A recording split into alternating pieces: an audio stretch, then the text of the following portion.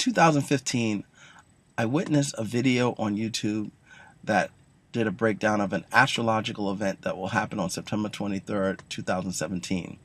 At the time that I watched that video, I didn't know the significance of it, but the fact that it correlates exactly with the book of Revelation chapter 12, I knew that it has a significant meaning, otherwise God would not have put it in the Bible. Well, I just witnessed a interview between Anthony Patch, who is a renowned CERN expert, on the Hagman and Hagman show. And through that interview, I believe now that I've been able to put two and two together with this astrological event and CERN. And because of the importance of this astrological event and CERN, I believe it is very important that Christians and non-Christians know what the potential that's coming after September 23rd of this year, so that you're made aware of the possibility. I ask that you be open-minded, because we know that this astrological event is real. NASA has already documented it, and CERN is real. So please, take the time, watch this video, so that you're prepared and aware of what is coming. God bless. The question is answered by the Revelation chapter 12 heavenly sign that occurs on the 23rd of September 2017, the day after the Feast of Trumpets. The arrangement of heavenly bodies on this day is a perfect match with verses 1 and 2 of Revelation chapter 12. On this day, 7 heavenly bodies are in almost perfect conjunction alongside the constellation known in Latin as Virgo, or in English as the Virgin. The moon is under her feet. She has just given birth to the king planet Jupiter. She is clothed in the sun, and there are 12 stars crowning her head.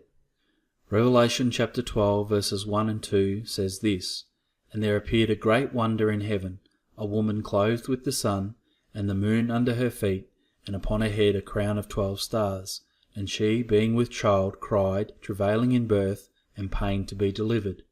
Let me explain in more detail what you are looking at. The moon regularly passes through the constellation Virgo, but only once every 19 years is it at the feet of the woman. Jupiter passes through the constellation once every 12 years, but only once every 83 years does it, via retrograde motion, circle around in the Virgin's womb for a period of 42 weeks. The Sun moves through this constellation once every year, and the planets, Mercury, Mars and Venus, which are known as wandering stars, on rare occasions align. On this particular occasion, they are in alignment with the king star Regulus, the 9th star in the king constellation known as Leo. This particular alignment occurs only once in all of man's history. Using stargazing software, I have checked 6,200 years into the past and 1,200 years into the future, checking for the sign. During this 7,400 years, Jupiter only meets the 42-week condition just under 100 times, and on these occasions the other heavenly bodies, either the Moon or Mercury, Mars and Venus, are not present in the crown. This Revelation 12 sign is therefore very significant and is instrumental in telling us when the tribulation begins. I will speak later in regard to the parallel chronology that exists in the book of Revelation, namely from chapters 1 to 11 and then beginning again from chapters 12 to 22. Let us now return to our timeline and significant events Folks, found go to his therein. website, anthonypatch.com. He's been a guest on our show several times in the past, and he is the author of a number of books, 2048, Diamonds in the Rough. Covert Catastrophe is another one of his books, and Revising Reality. Revising Reality is a tremendous book. Yeah, and what Anthony does is he's an expert on CERN and the technology that CERN is using and is putting together, and we're going to talk about what they're doing, why they're doing it, as we progress into the interview. Mr. Patch, welcome to the show. During the break, we were talking about that you lived near the Oroville Dam and have some inside information as to what's going on. Yeah, I appreciated the interview you had with Dave Hodges, and just wanted to just add a little bit of a footnote to that. I lived about 10 miles upstream from the dam itself until just recently, and I still maintain, of course, a lot of contacts there. And part of what I'd like to add to the discussion is the fact that there have been a number of major landslides on the two interstates that move essentially upstream or uphill from the dam location itself, which are evacuation routes. And that's Interstate 80 heading to Truckee and Interstate 50 to South Lake Tahoe. And over the course of the last week, they have had intermittent and even significant landslides occur there, blocking, in most cases, the westbound traffic coming down the hill. But it also has the potential for the uphill or eastbound traffic, which would be the evacuation route. So we have not only the issue with the flooding in the downstream side, but the evacuation routes being blocked. And in the area of Nevada County, which is just uphill, Auburn and Grass Valley, those areas are heavily impacted in terms of evacuees already in those areas. So additional evacuees would really put a lot of pressure on that uphill area if they can get there. Any thoughts on people being already being told they can return back to their homes? I know that they had the 200,000 evacuation, and they walked that back, and there's the dangers of the storms coming in and the snow melt, and fears that with these new developments that there could be much more massive problems than they had originally. Yeah, I think the problems will occur in another 2 weeks. I think people should be, if I were living in those evacuation areas, like Dave said, and Paul Preston, I would move in, get my valuables, and move right back out. And I think that 2 weeks from now, when we start seeing the accumulation of the water that is running off the watershed, from the watershed, which is a huge, massive area, we're not even talking about snowmelt. We're just talking about rain at the low elevations. I think there will be enough accumulation of water from that watershed in the next 2 weeks that it will force an evacuation, and this time a larger evacuation. And I agree, 50 feet is not enough of a water level drop to take the pressure off this earthen dam. And real quickly, I think that the issue started with the concrete spillway, the primary spillway, which has a maximum cubic feet per second capacity of 250,000 CFS. To my knowledge, they've not increased the flow to that maximum level. The thing that really bothers me is that on Tuesday, before the evacuations, they had detected some cracks in that concrete spillway, which then produced a sinkhole. And if you were to look at the initial photographs face on to that spillway, you would notice to the right, which is the south side of the dam, or south side of the spillway, that there was soil erosion already present outside the concrete walls of the spillway. It appears that the erosion taking place outside the spillway undermined and created a sinkhole beneath the concrete of the spillway, thus causing this issue. But the spillway itself is for, it's for, I want to say, press sensationalism. The issue is not the concrete spillway. It's already damaged and it's already flowing, I think, what they can maximize out of this, out of the water, out of the reservoir. The issue is, you and Doug were talking about, and Dave Hodges, is the auxiliary or so-called emergency spillway to the north. And CAL FIRE was ordered by the water department, the water district, to remove the trees and vegetation just on the downhill side of that earthen spillway, which is concrete faced, but it's earthen. The issue is they removed the vegetation, stating that they didn't want that entering into the Feather River below. What this does is remove the vegetation that could hold that soil below the dam. By not having that soil intact below the emergency spillway, you virtually guarantee the undermining through scouring that occurs when the water hits the base of the dam when it overflows. The scouring out at the base of the dam will then continue downhill to this open area that's been denuded, and it will guarantee, in my mind, the loss of any integrity at the northern end of the dam. Don't worry about the concrete spillway end of it. That's not the issue. It's when the overflowing takes place again, I think within 2 weeks at the latest of the emergency end of the dam, that scouring will take place and that denuded area will erode and the whole thing will go. That could be, that will be very bad if that does happen the way you say. So are you talking? Okay, just so it's clear in my mind. Are you talking about a complete breach of the dam, 100% breach of the dam? Yes, once that area, which is considered the emergency spillway, once that is lost, the entire dam will be lost. There's no way that you can maintain, and you've seen other earthen dams across the country that have been breached in a very small segment, a very small specified area of the dam that lets loose, that then causes the further erosion of the entire dam itself. They were talking about a 30-foot wall of water on Saturday when they announced the mandatory evacuation that could be produced if that area of the dam were compromised. Well, a 30-foot wall is nothing compared to what would happen if the entire dam let loose. My big question is, why was CAL FIRE ordered to take away the vegetation from that area, thus ensuring that that soil would be carried away from the spillover on the dam and thus causing an eventual breach of the dam? Okay, why? Seriously, why? I think it's purposeful.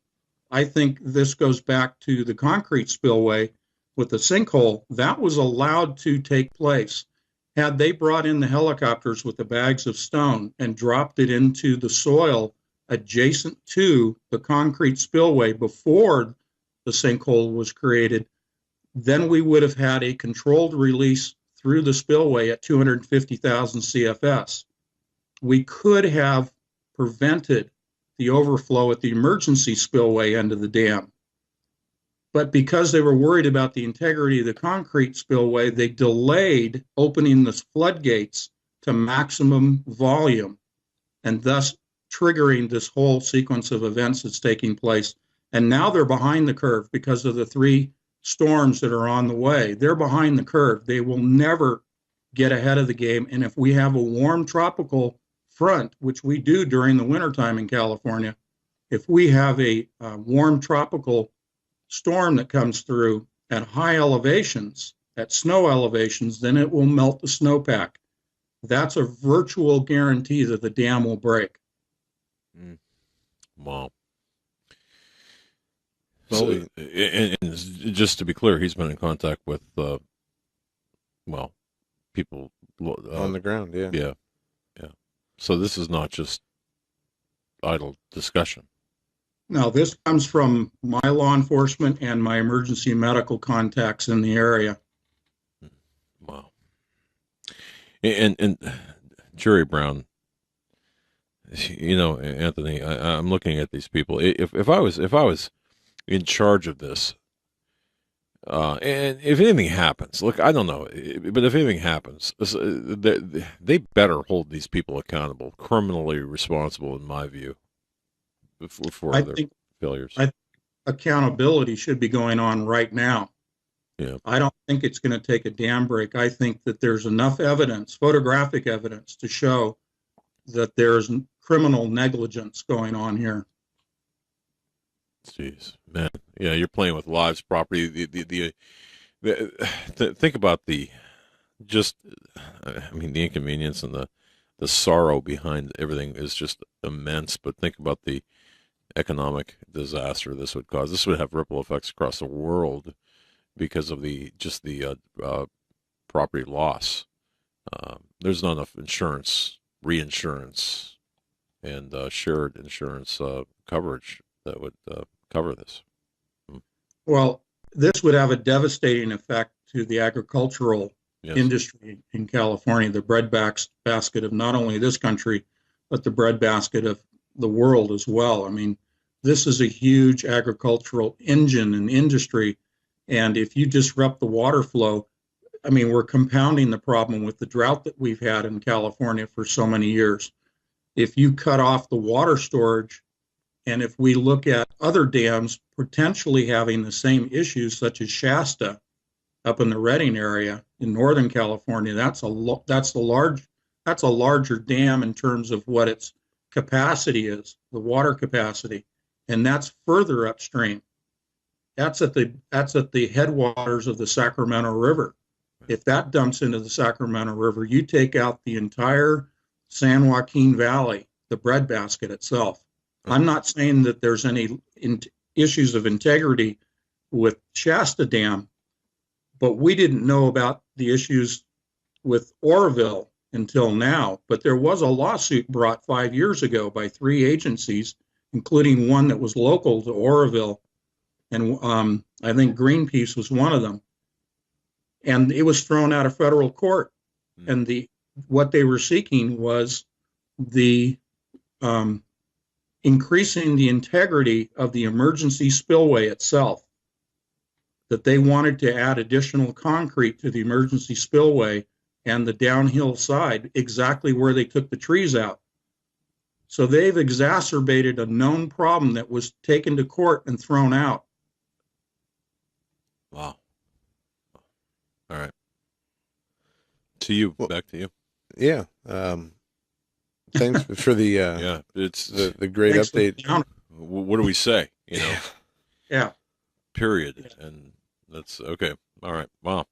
All right. Well, Anthony Patch is our guest. Anthony, where do you want to go? Where do you want to start? Well, we already started, but where do you want to go next, or start anew here? Well, you know, people have heard a lot of discussions I've had about CERN, and that would be a natural place to go to. Kind of want to go through the calendar of this year. Okay. And we can pick out different pieces out of that calendar because people like timelines, but I'm not a date setter. What I'm going to do is share with you the calendar from CERN and then the associated things that I have tacked on to that calendar that are going on in the rest of the world. And that involves the Vatican. So All right. you want to Now it's there? a party. Yeah. Let's rock. All right. All right. Well, what I'm reading from is CERN's, what they call their injector accelerator schedule. And this really tells you what the machine is going to be doing. And I'm just going to pick out a couple of things without getting too elaborate with it. May 1st of this year is May Day. That's in celebration of Axis Mundi. That is the axis of the earth. That is the connection between heaven and earth. So what we're talking about here in this discussion of CERN, and we'll be talking about with quantum computers as well, is the spiritual world, because that's what's at play with the physics at CERN. And this is all being directed through the Jesuit Society, of which the director of the Council of CERN and the director for engineering and computation at CERN, both are Jesuits. This is a Jesuit-led organization, and the calendar I'm sharing with you is built by the Jesuits.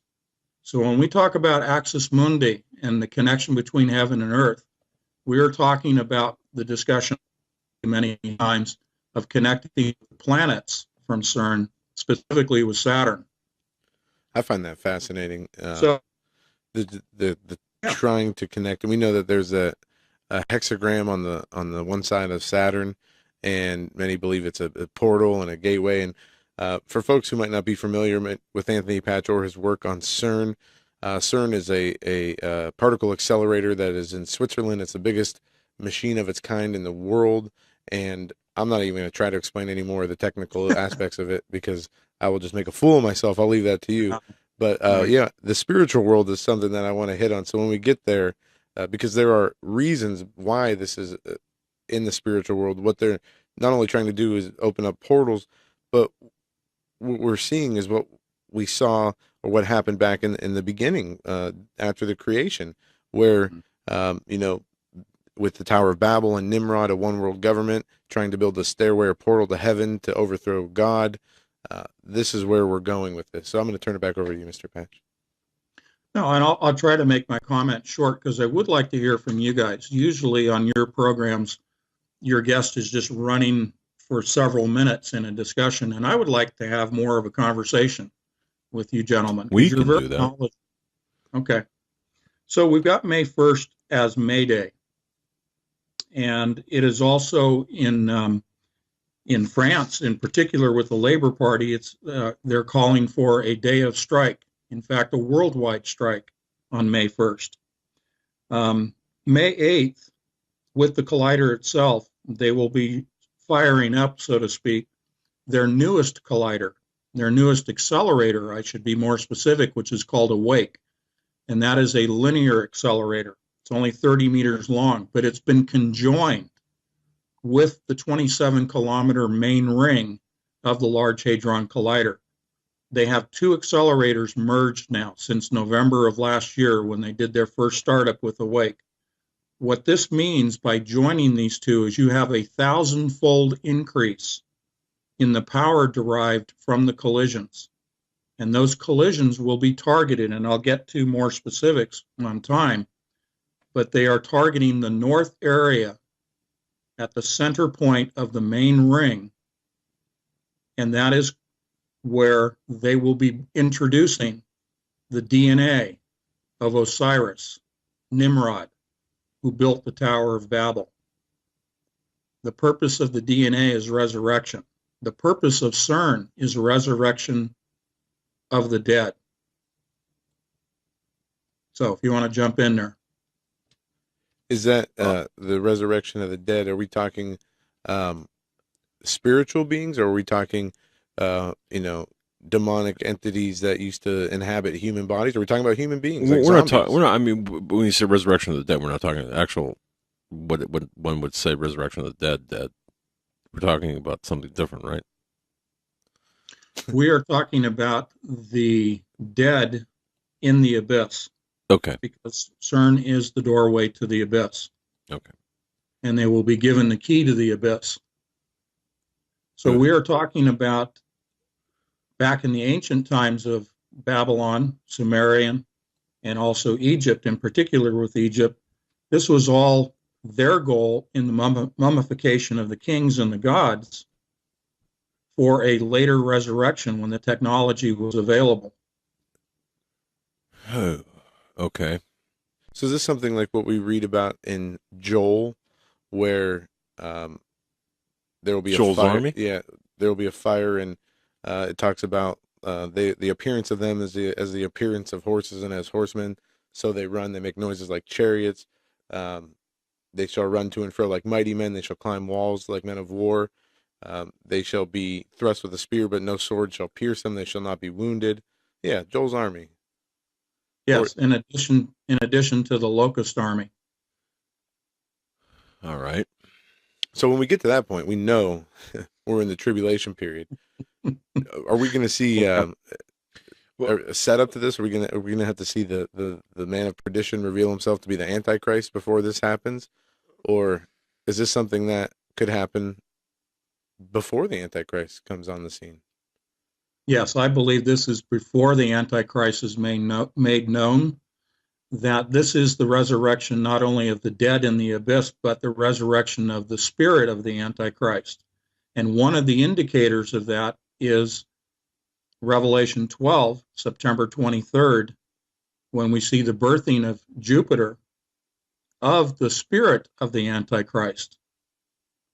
Now, many people are looking at Revelation 12 and relating it to perhaps the rapture. I'm not a date setter. It's conceivable. I adhere to the doctrine of imminence when it comes to the rapture. But what I think is more specific to the birthing in the constellation of Virgo that we're watching in Revelation 12 is the spirit of the Antichrist being birthed, and therefore the Antichrist later being revealed, following September 23rd, being revealed to us. Now, for folks that might not be familiar, there is on the 23rd of September, there is an astrological event. What's talked about in Revelation with the woman clothed with the sun and the moon at her feet. There's going to be a conjunction where, if you look up in the sky, that's exactly what you'll see. And many people using computer programs like Stellarium and other astronomy programs say that this is the first time that this has happened or lined up in such a way where it matches with what Revelation says.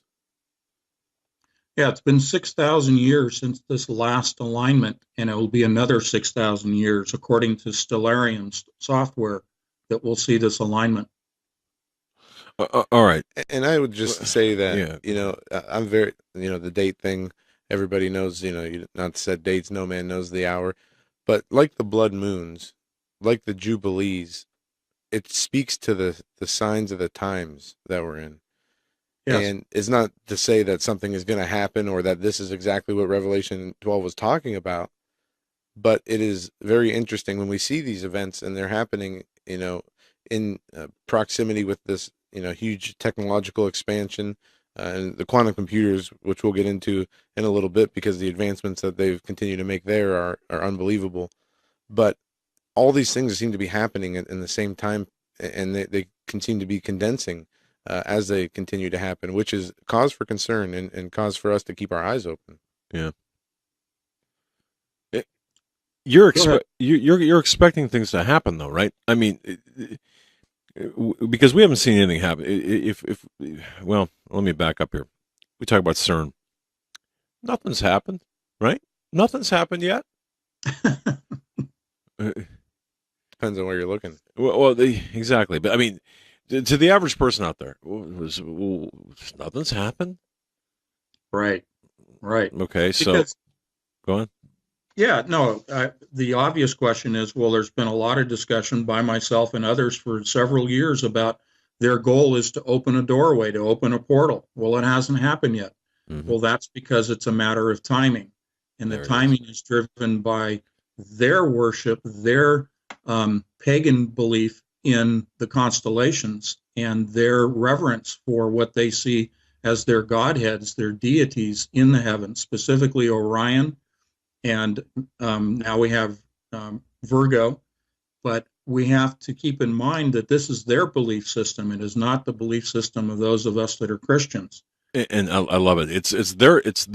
That's right. Belief is the driver of action. It's not what we believe. It's what they believe, and it's not our timetable. It's their timetable based on their system of worship and the dates and what have you. And I like how you put that, folks. Our guest is Anthony Patch. Go to anthonypatch.com. Joe, I'm going to kick it to you. Take us out. Anthonypatch.com is the website. There you can find links to a bunch of his interviews that he's done. He's got pages of research that are available for free. His YouTube channel, as well as the trailer for his books and excerpts from his Revising books. Reality, his book. Yeah. We'll be right back with Anthony Patch after these short messages. Stay with us.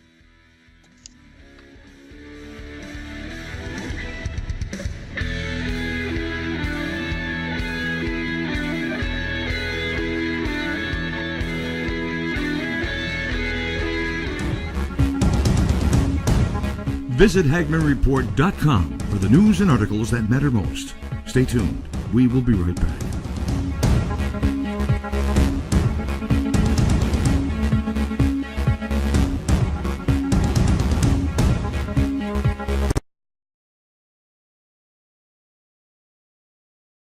Then shall be great tribulation, such as was not since the beginning of the world to this time, no, nor ever shall be. Folks, I'm going to direct your attention to masterpreps.com. Masterpreps.com. Wow. Masterpreps.com, the sponsor of our show, masterpreps.com. That's masterpreps.com. Take a visit there. High quality items, made in America items. I mean, anything, everything you could possibly want, from cooking utensils, cooking frying pans to, I mean, it is, it'll blow you away. Absolutely. Eric said, it's insane. I mean, wow, look at the products. Folks, visit masterpreps.com. Again, welcome to the Hagmann and Hagmann Report family, masterpreps.com. I mean, wow, it's insane. Masterpreps.com. Are you ready for what comes next?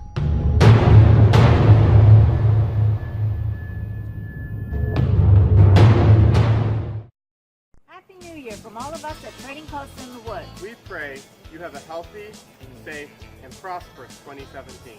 And we would like to thank all of you for welcoming us to the Hagman and Hagman family. You're all a very wonderful and special group of people. Because we believe it is so important for you to work and acquire good health this year, we're going to do something that we've never done before as a thank you to you for your support. We're going to make something available that we believe everyone needs. During the month of January, anyone who invests in their health by purchasing either our American Heritage Remedies Kit, our Survivalist Natural Remedies Kit, or $200 in individual remedies of your choice, we're going to give to you our crisis remedy just in case for free. Your health must be a part of your preparation plan. We're here to help you with that journey. May God bless y'all, and may God bless America. Happy New Year! In these uncertain times, it makes sense to have a sustainable backup method to cook food and boil water. If your current plan includes using a fuel-burning stove or cooking over an open fire, then there's a much better way. The Minuteman Rocket Stove is a biomass-burning cooking stove that only requires small quantities of sticks and twigs for fuel. The Minuteman stove is easy to use, smokeless, portable, powerful, and sustainable. For the finest in survival cooking stoves and fire starters made right here in the USA, go to MinutemanStove.com. That's MinutemanStove.com.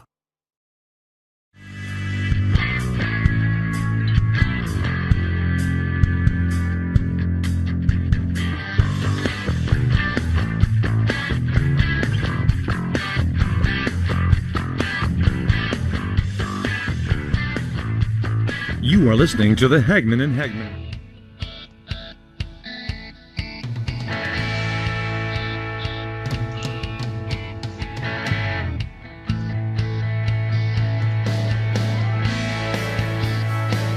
And welcome back, ladies and Hagman Report. Our guest from now until the end of the program is Mr. Anthony Patch. His website is anthonypatch.com. Check out some of his writings. His book that he co-authored with Josh Peck, Gonza Shimera, and Doug Woodward, Revising Reality, is available there, as well as his other books, Covert Catastrophe, as well as 2048, Diamonds in the Rough. There's also on his website several links to research, as well as other interviews that he has done with a number of hosts, all very informative. And if you want to know and learn about CERN and the spiritual ramifications of CERN and what they're doing, go to Mr. Patch's website, anthonypatch.com, bookmark it, and take your time and read through some of the stuff that's in there. And if you're like me, you're going to get into it and get very into it and then get very confused by the technical aspect of some of this stuff. I'm not a big math guy, Mr. Patch, but I do understand some of the concepts that you talk about, and the quantum computing is where it gets kind of confusing as far as the abilities and whatnot. I don't know where you want to start in this segment, but if you have nowhere to start or nowhere specific you want to go to, or is CERN? I'll ask this question to start out. How about this? Sure. Okay, CERN is looked upon by many people, a particle accelerator trying to find dark matter, the stuff that scientists say binds us together because we're all made of tiny particles with tons of space between us, and nobody understands how we're held together and how our reality is held together. Now, CERN is trying to find according to their official statement, is they're trying to find the dark matter that binds us all together and that fills, however, 80-90% of the space around us and in our universe. But there is a much darker, more sinister spiritual agenda behind this, as we referenced in the last segment, of opening portals, not only between the spirit world and the physical world, but between portals between planets. How does the spiritual and physical world merging compare to trying to open portals between the planets, or is it really the same thing? Well, if we look at the Kabbalah tree, that gives us a clue as to what their belief structure is. The Kabbalah tree represents all of the planets in our solar system, and it represents those electrical connections as well as the spiritual connections. So the Kabbalah is central to their belief system and their goal of reconnecting all of the planets, spiritually as well as physically. If we step back from that to a larger picture, the pagan worship let's say more specifically, the worship by the Egyptians was of what is known as the terrestrial heaven. The terrestrial heaven is not only the earth itself, but all of the planets in our solar system. And so they assigned godheads and deities to each of the planets. And they worshiped the planets in their different aspects, whether they were male and female dual aspects, or their aspects as to their behavior, their personalities. And so the planets are represented by the Kabbalah tree, and that is the terrestrial heaven. And up until the time of Christ, the pagans were not aware of what is known as the celestial heaven, the heaven that exists beyond our solar system. And so they only knew the planets and therefore worshiped the sun, the moon, and the stars, as it says in Scripture, and that we are commanded not to worship the sun, the moon, and the stars, the terrestrial heaven. The pagans worshiped them.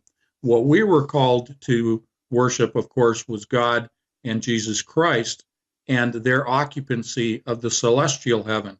So that differentiation, I think, will help people to quantify or put into some kind of a tangible representation why the planets are important to the pagans and why the planets are important to the people at CERN, because their frame of reference is that terrestrial heaven. They're trying to breach the veil between the terrestrial heaven to gain access to the celestial heaven where God and Jesus Christ sit on the throne.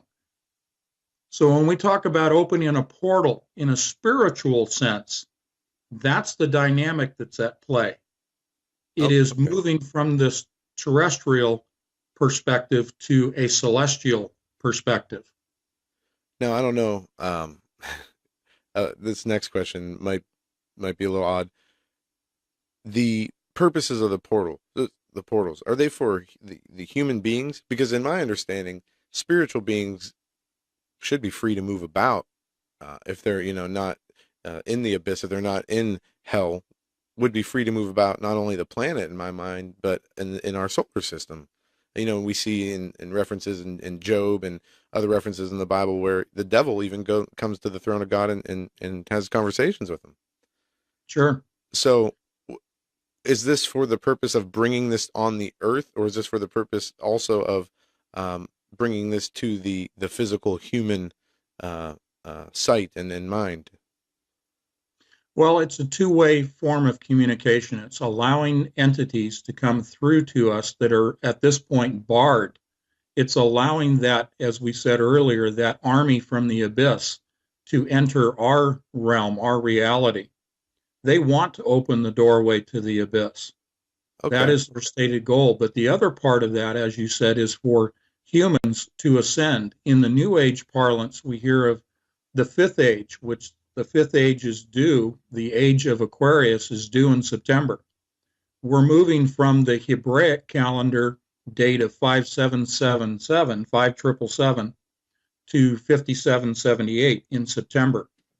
That, according to Nostradamus, now I'm not an adherent of Nostradamus, but I just cite it, September 9th is the birthing of the new age, the fifth age. That's the age of Aquarius. That's the golden age of Kronos. Kronos being Saturn, the timekeeper. So what they're looking at is the ascension from the New Age perspective, the ascension of mankind through this portal to that celestial heaven, which was the goal of Nimrod in building the Tower of Babel, was to reach to heaven. And it was that celestial heaven that he was trying to gain access to.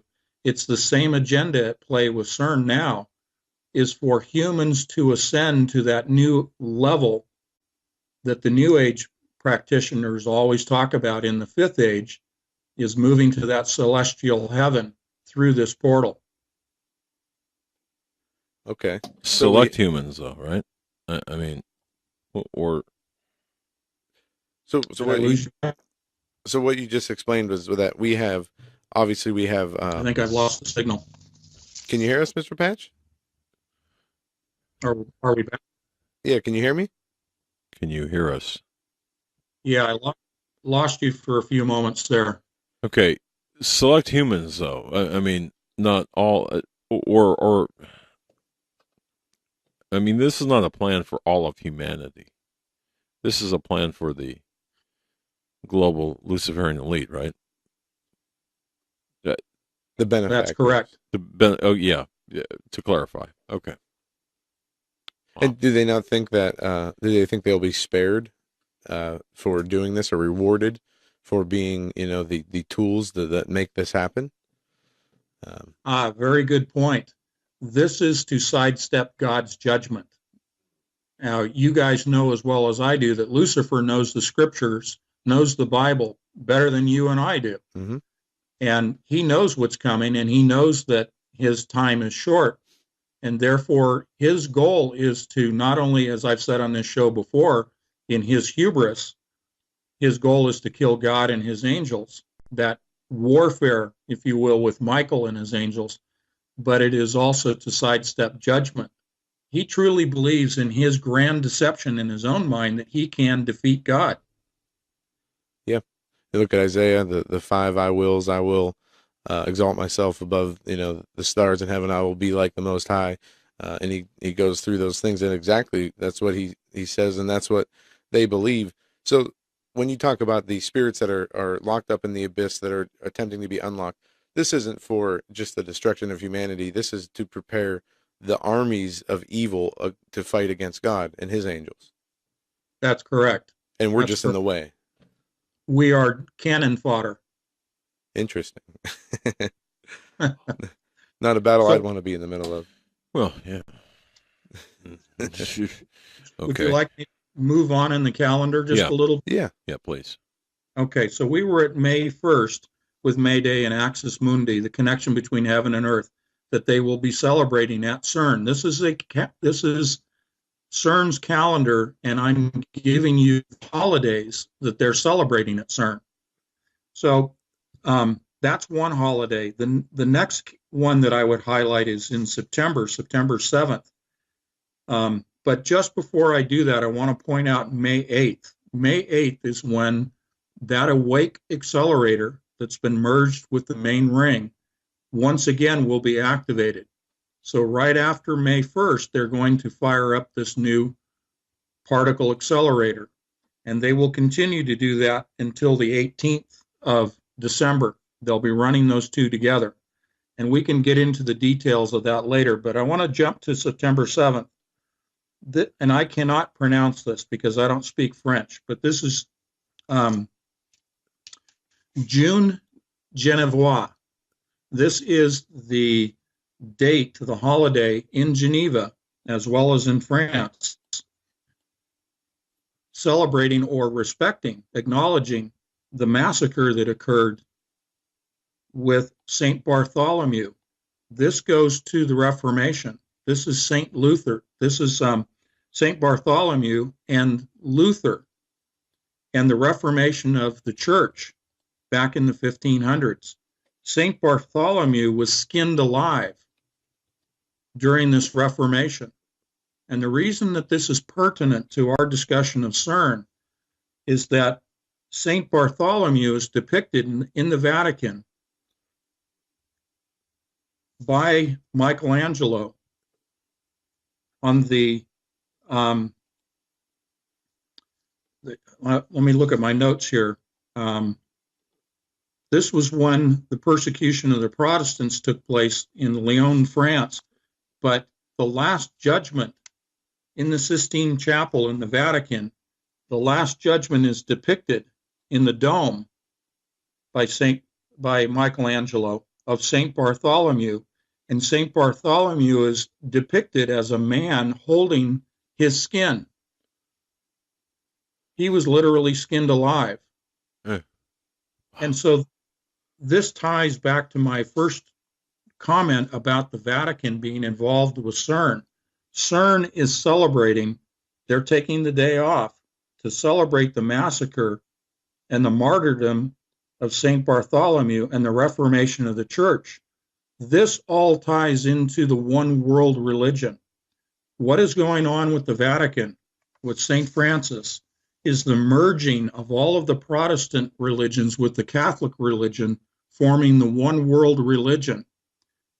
This all ties into the agenda at CERN because they want a one world government, which essentially that's what CERN represents right now, is a one world government with the countries that are involved at CERN, and the fact that it is like the Vatican, it is a separate entity.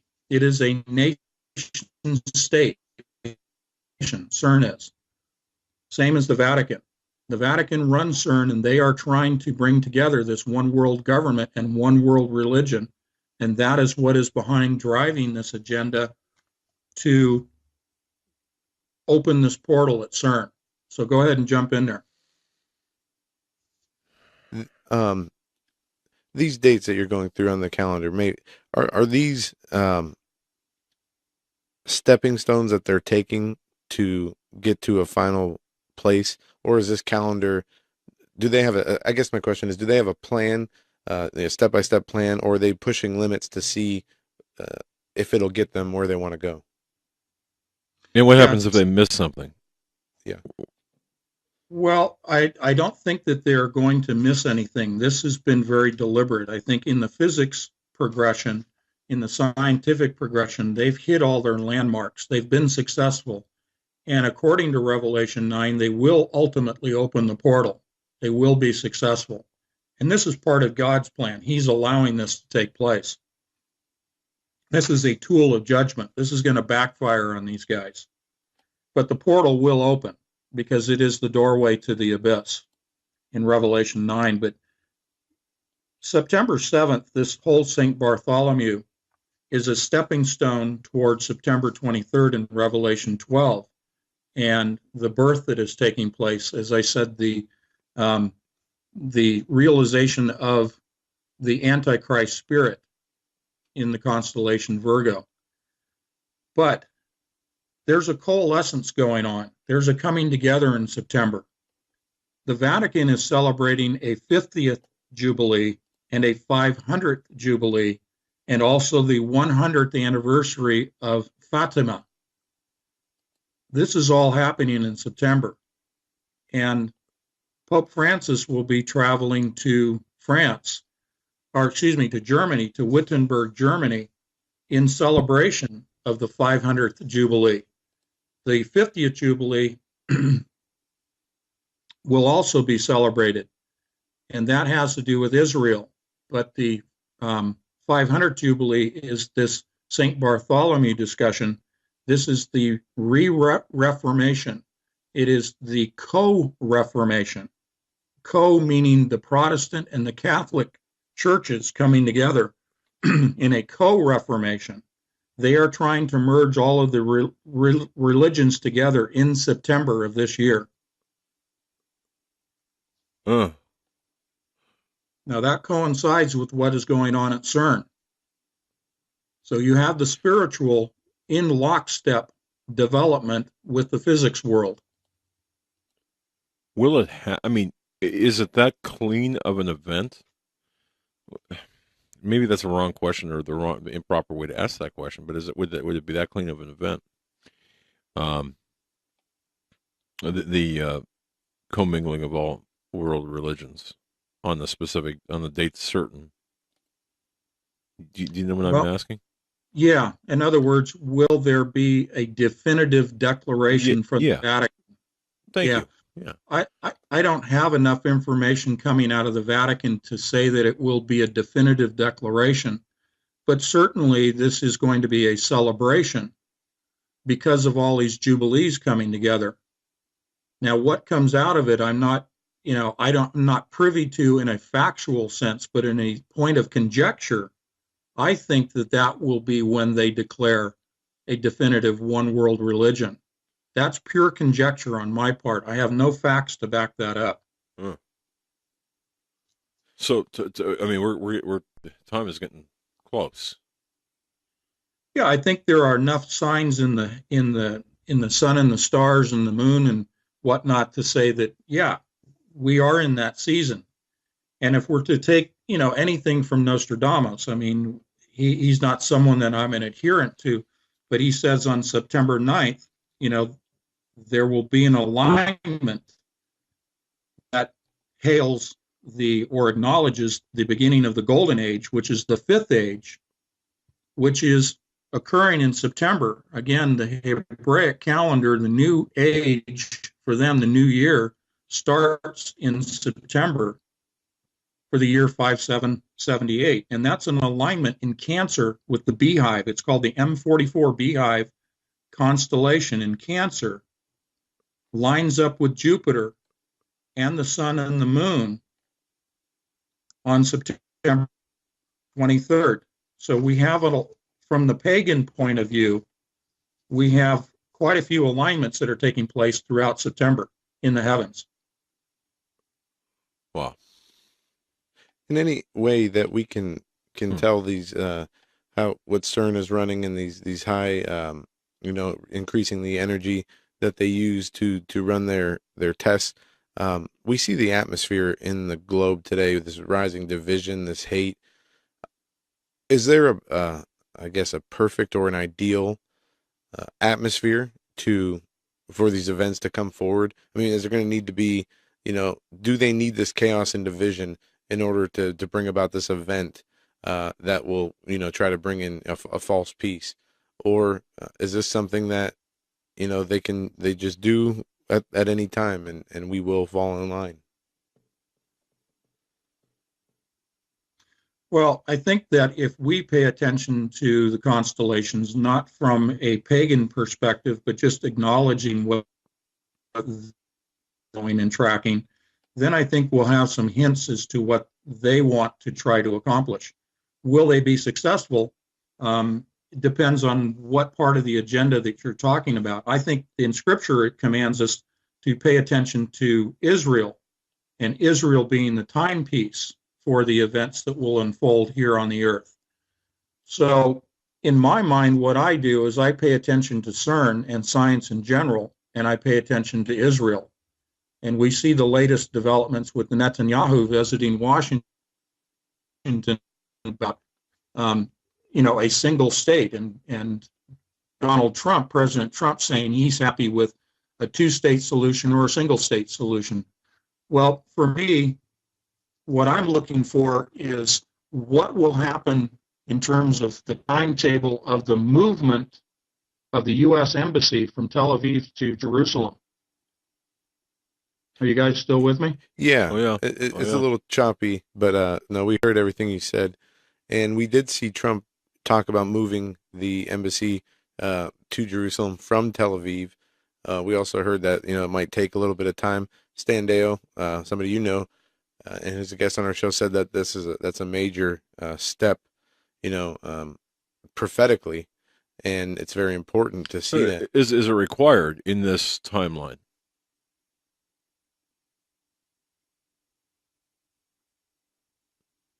Yeah, I'm sorry, we're breaking up a little. Okay. What we're doing, we're coming up against the break, Anthony. We'll disconnect and reconnect, and hopefully we'll have a better signal, and we'll do that right now, and we'll bring you back before the break. Yeah. But again, folks, our guest is Anthony Patch, AnthonyPatch.com, expert on CERN. I hope you guys can understand some of this stuff better than I can. Wow. I mean, so we're going through the calendar of CERN as he's laying it out, right? Yeah. It talked about May 1st, May Day. Yep, May 8th. And I don't know if I have this right, Axis Mundi or Mundi. That has to do with that. I had some questions about that. And then also the 23rd of September of this year, which is a planetary alignment. Right. For me, personally, I don't put much stock into it other than... Well, I think it's something to pay attention to. Right, it's something to... Yeah. All right, we got you back. All right. Thank you, guys. Yeah. Well, just so you know, look, we've got a near fiber optic connection out of the studio. So I don't know. It could be the weather. It could be a number of different things. Well, just between you and between here and you. Go ahead. 2.5 minutes before the break, Mr. Patch, I want to ask you this: how does CERN play into the mark of the beast? Well, the mark of the beast is actually more akin to the quantum computers and the sentient world simulation and DNA, third strand DNA. CERN is aligned to that in terms of research into DNA using particle colliders. But the mark of the beast is, in my mind, a combination of third strand DNA and sentient world simulation, which is driven by D-Wave's quantum computers. I'd be happy to talk about that as well. Yeah, absolutely. When we come back from the break, the one of the things that you've talked about on our shows in the past and you write about a lot is the D-Wave, the quantum computers. And folks, if you go, you can read a lot about it on Mr. Patch's website under Urgent Discovery. Right. You can go to his YouTube videos and check those out. You can listen to his other interviews where he really breaks it down so everybody can grasp what he's saying. And one of the interesting things that he talks about these D-Wave computers is the doubling of their ability and the doubling of their qubits. And you know, whether they say that technology can double in like size and memory every 2 years.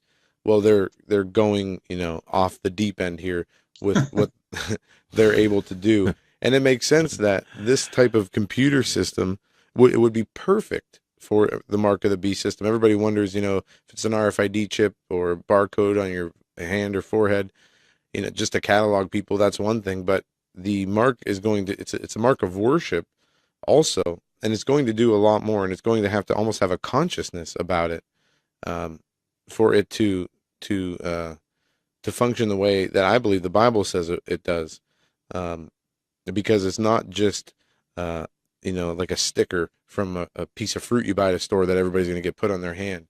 This thing is going to have be able to do things that normal computers and computer systems the way we know them today will not be able to do. And when we get back from the break, we're going to get into that. Folks, go to Anthony Patch's website. Again, I'm going to go over his books. Revising Reality, that's his latest book that he co-authored with friends of ours, Gonzo Shimerna, Josh Peck, Doug Woodward, also Covert Catastrophe, as well as 2048 Diamonds in the Rough. And as well as there's some great interviews he has right on his front page that he's done on CERN, that he's done on his books and the contents of his books, and a number of subjects that surround CERN, from the decoding 4096 key and Antichrist Apollo. I remember we talked about that. Yeah. And the keys to the bottomless pit. And you'd be pretty surprised to see how Mr. Patch describes and shows you what he believes is the actual key. Also want to talk about, when we come back, last time you were on, I believe we talked about a black cube that was part of an internal mechanism of CERN, and how it almost it was like an altar, and I want to kind of get into that a little bit. So when we come back, we're going to continue to talk with Anthony Patch, author, researcher, and speaker, and expert on CERN, and we got a lot more ground to cover, so don't go anywhere.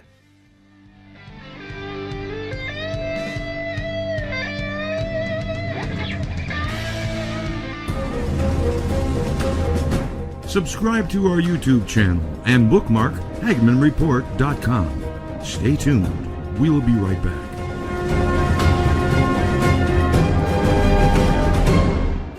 This is Bridget from Blessed Day Ever, and I want to share some exciting news with you.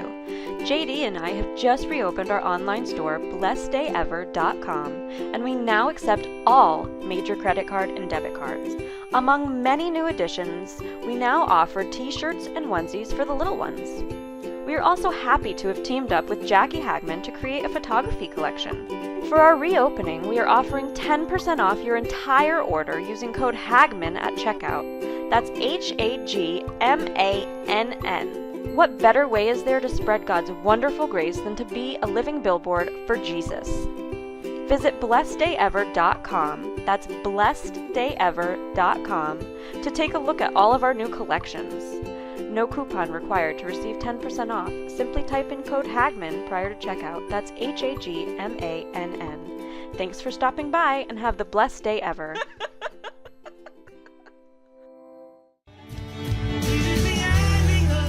Hello everyone, this is Joe Charles, the guy whose voice is heard announcing for the Hagman and Hagman Report right here on YouTube and across the Global Star Radio Network. There have been many people wondering whose music is being played during those breaks. Well, you guessed it. And we're very pleased to announce that all that music and 11 brand new songs from the CD New Jerusalem is set for release on April 10th for download on iTunes. That means you can help support my ministry and be blessed by this awesome, inspiring recording. I have been fortunate to work with some phenomenal musicians from around the world that helped us put this recording together in the studio. Simply go to joecharlesmusic.com and click on the iTunes link, or if you'd rather have a CD, we'll send one right out to you. Just leave me your email and we'll get right back to you. And thanks to Doug and Joe Hagman for making this all possible. God bless.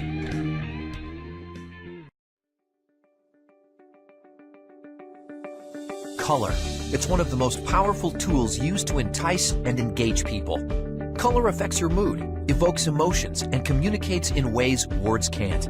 In fact, people are 80% more likely to remember what they read when it's in color. Isn't that reason enough to have us print all your promotional materials in full color? And when it comes to full color printing, you need a reliable go-to partner, an expert, someone who understands your business, helps you connect with customers, and can offer up a huge selection of products. Someone, well, like us. Our expert knowledge in color and printing is exactly what you need to build brand awareness, look professional, and stand out from the competition. Give us a call today. We're more than happy to provide you with additional information on your next full color print marketing project. As your dedicated full color sales team, we look forward to hearing from you.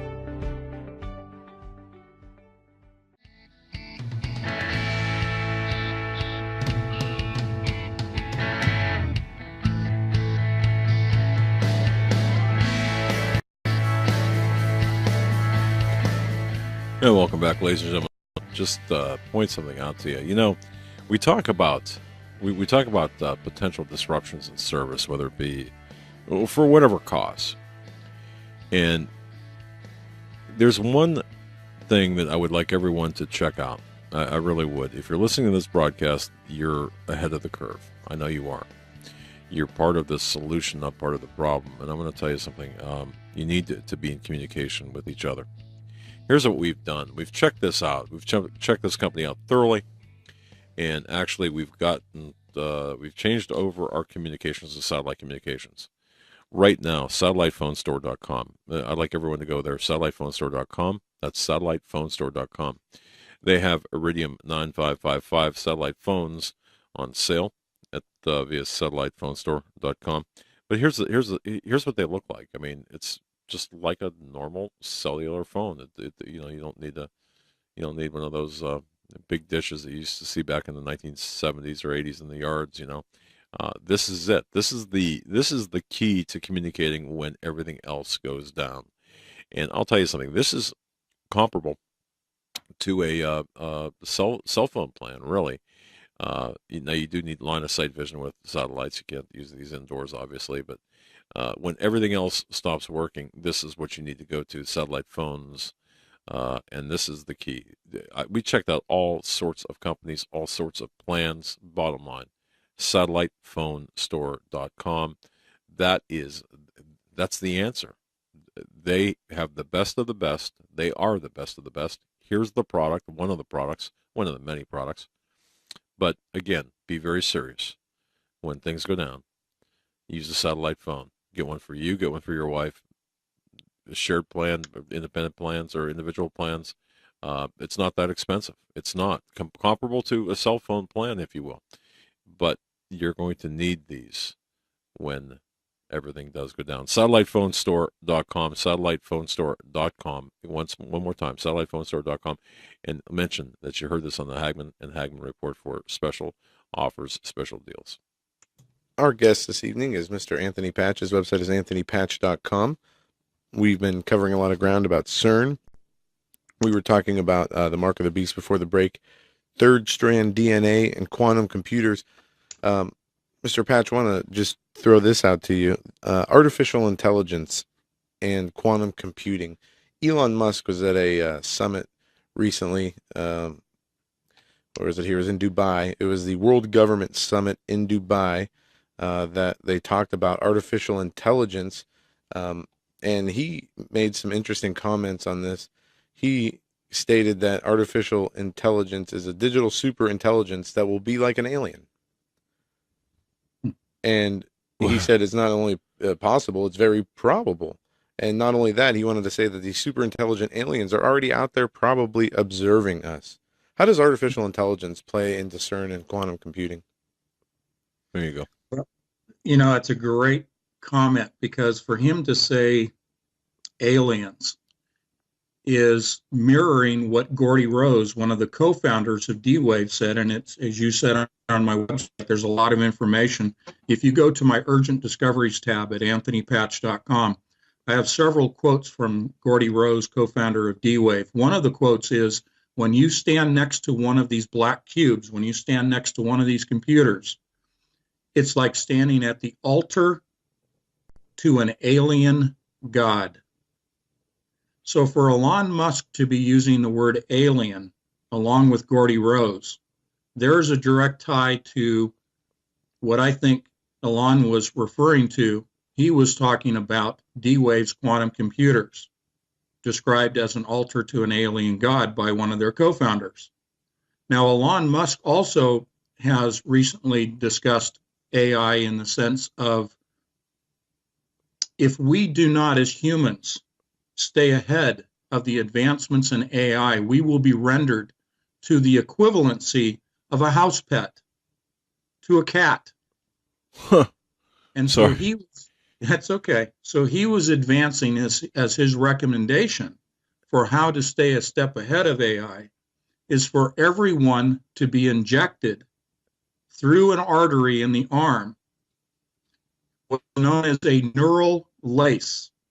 This is actually a material that would flow through the bloodstream directly to the brain and adhere itself as a physical lace to the neurons of our brain, and thus provide us the opportunity to be connected to the AI and ostensibly, he says, stay a step ahead of it. Wow, that's okay. I'm not sure I 100% understand that. And he goes on to say that over time we're going to see, he says we are already cyborgs due to the extensions of our computers and our phones. And then he goes on to talk about your digital ghost. But he says over time we will see a close merger of biological intelligence and digital intelligence. And it's all about the bandwidth of the brain, the digital extension of yourself. Just what you were describing. Yeah. Yeah, I have, you've had L.A. Marzulli on your show many times. He's a good friend, and I publish a monthly article on his PP&S e-magazine. And one of the articles that I published just recently has to do with exactly what you're talking about, the advancement of the quantum computers as they relate to biology. So I'm going to very quickly run through the advancement of the model numbers of D-Wave's computers, but I'm also going to describe for you what I call warm and wet qubits. Now, D-Wave's computers does not use transistors, it uses quantum bits, known as qubits. They have produced a biological quantum computer that in its first version was compared directly numerically to the number of qubits in human is a quantum computer, quite literally. It's not an analogy of that, if you like, but they exceeded the human brain beyond that to 2 more models. They've exceeded the number of qubits in the human brain with their biological quantum computer. So I'll let you jump in there. So like you said, we would be reduced to house pets, basically. Well, yeah. And this is where you get them calling for, universal wages for everybody, because the computers are going to be running everything and humans are going to, be basically obsolete. There's just so many avenues. I mean, so many possibilities. And we're talking about CERN. We're talking about the Large Hadron Collider out of Switzerland, and the science behind it. But the stated goals and agenda is completely different from the reality, or the revising of the reality, as Mr. Patch's book is titled, of what they really want to do, which is all spiritual in nature. It's satanic in nature. Right. And has nothing to do with science, other than the fact that they're trying to use quote unquote science to unlock these keys in people of darkness. Which, right. Where are we on the calendar? Getting back to, again, I 9/23, September 23rd, got that. Is there more, or is that where it ends? I don't mean to kind of jump around here, but I got a reason for asking this. Is there an extension beyond that? Of course, in the December 18th, I understand that from May 8th, like you had talked before, but any other significant hinge point dates on the calendar? Well, between the 23rd of September and December 18th, on the calendar for CERN, they're going to be running in the north area, that center point of the main ring, what are called xenon physics. Now, xenon physics has to do with a colorless, odorless, poisonous gas. That will be enclosing the environment around the north area target. And that is where they will be resurrecting the DNA. I'm being literal here. The DNA of Osiris, of Nimrod.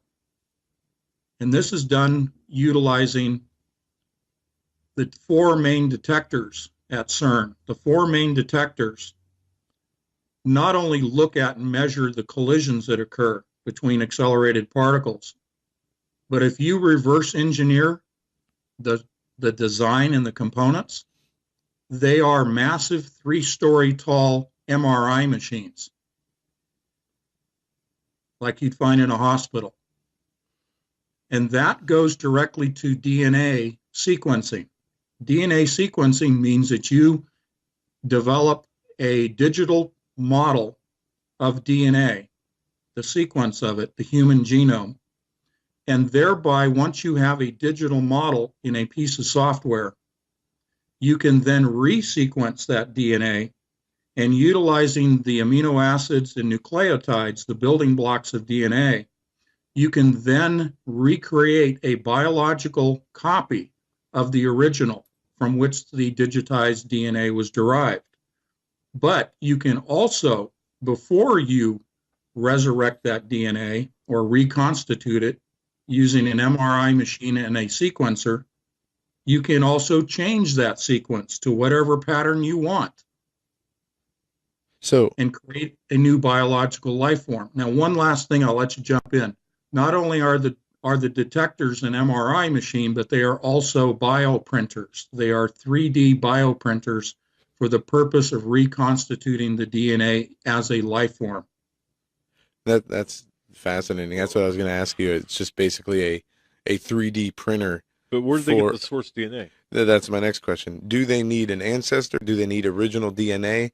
Or do they just need to know, I guess, how would they know this, the gene sequencing of Osiris from back then today? Is it an ancestor, or is it preserved DNA?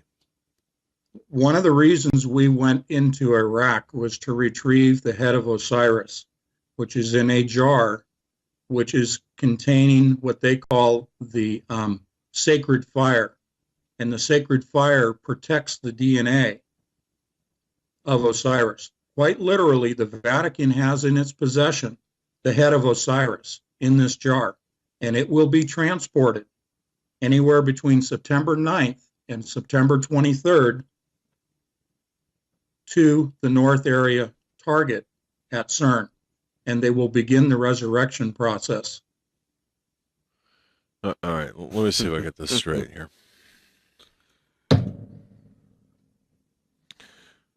The head of Osiris is in a jar in the Vatican. Yep.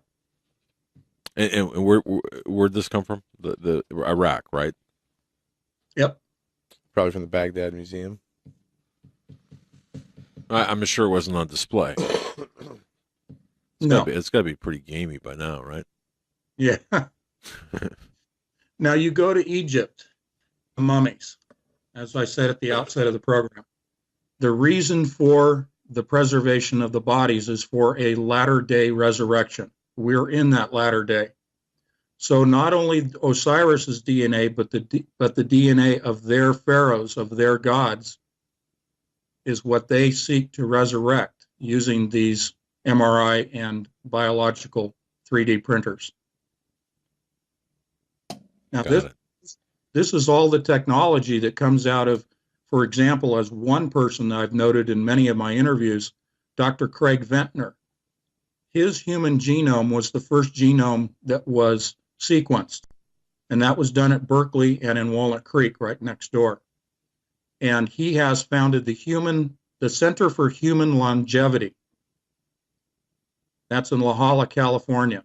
He's the one who's developed the tabletop size sequencers for transmitting DNA. Once it's in a digital form, you can transmit it through the cloud to another sequencer and the base chemicals, and you can rebuild that same biological form from which it was originated. And this has been going on, and it's in the literature for over 5 years now, successfully. Wow. All right. Where do we go? Well, that's yeah. And when talking with you, Mr. Patch, you leave us scratching our heads half the time, wondering, where do we go? I mean, how is this? There's just so much that we're covering in it. But how long would this process? Let me go. I'm still hung up on the head of Osiris and the DNA sequencing and stuff. How long was this going to take? In other words, because I've seen a 3D printer work. It takes a while to kind of print out in 3D whatever you're printing out. So they don't use quantum computers either. Well, yeah. But how long is this process going to take? Just a matter of minutes. Yeah, that'd be something to see. Picture a 3D printer that's 3 stories tall, and then extrapolate how long it would take. Yeah, I guess size does matter, huh? It does. No, folks out there, they're familiar with the Illuminati card game. There's a card in that deck of cards. Head in a jar is the name of the card. And inside there, they have a person's head cut off, and there's a jar with liquid, and it looks like there's a machine hooked up to it. But a lot of people will show these cards as they were created decades ago that show like 9/11, the Pentagon attack, and many other catastrophes and things that happened. And just for searching Osiris head in a jar, to see that card pop up, that's pretty amazing. Yep. Wow. Okay. Well, this is born out in the hieroglyphs of Egypt. And in my newest book that I'm going to be publishing here very soon, entitled Coalescence, my co-author is Chris from End Times Matrix News. And we have pulled together the actual hieroglyphs that depict what I just outlined for you.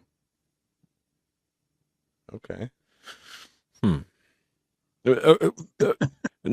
okay, but see, all right, I'm still hung up. Okay, we gotta go back to this 3D thing and prints it up, and here we go. Matter of minutes, we got, bada bing, what do we got? We got We have Osiris. We have Nimrod standing there. Okay, in the body, in the physical, but what about the spiritual part? Would that be driven by artificial intelligence? Would that be inhabited by Satan, or would that Satan give him the power to be the Antichrist? How would the spiritual aspect play into this? Well, this is the beast. This is the image of the beast. That's given life. Yeah. Satan. Okay, that makes sense. So we look at September 23rd, and we look at the birthing that's taking place, and I said that is the spirit of the Antichrist. These all coincide. So on September 24th, we're going to have like a lot to talk about. We'll have a lot to talk about. I am not going to be dogmatic and say that it's absolutely going to happen then. No. I can't do that. I don't have the facts to say it.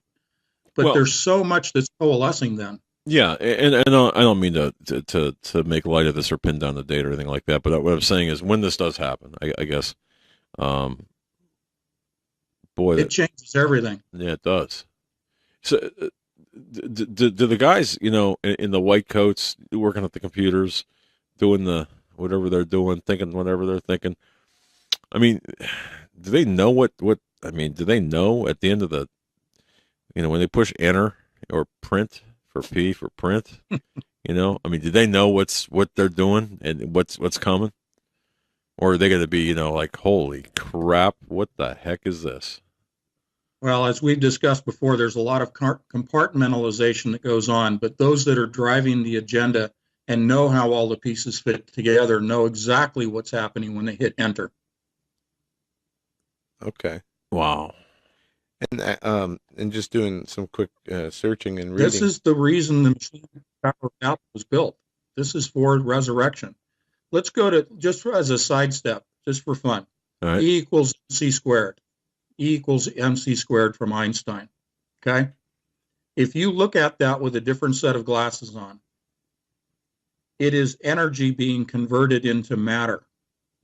Energy being converted into matter is resurrection. Huh? I understand. Wait a second. Energy, huh? Converted into matter to equal a resurrection. Matter can be neither created nor destroyed. Well, that is correct, but you can convert it. You can convert energy. And if we talk about the spirits that are in the abyss that do not have a body, they will come through the portal and be converted into matter. They will be resurrected. Like solar power, wind generators. The wind moves the propellers around and it generates energy. Same basic concept there of turning one form of energy into another. And we're stepping into the metaphysical discussion here, but the spiritual is energy. It does have an energy form. And when you open a portal to another side, which is a realm of energy, it is not living matter, but you're allowing that spiritual energy to come through, it can be converted through this resurrection process of this technology we're talking about into a physical form. Wow. It's what I've talked about on previous shows as digitized DNA, and that's an analogy, but digitized DNA coming through the portal, much like I just described in transporting or transmitting it through the cloud using a sequencer. It's the same process. Resurrection is done through sequencing of DNA. Right. Okay. I kind of get that, although it makes me feel really ignorant when we're talking about this. I mean, this is talking at several levels above my comprehension, but I kind of understand what you're saying, and I think most people do, at least in theory. Yeah, I'm trying to take what I read in the journals and make this very simplistic.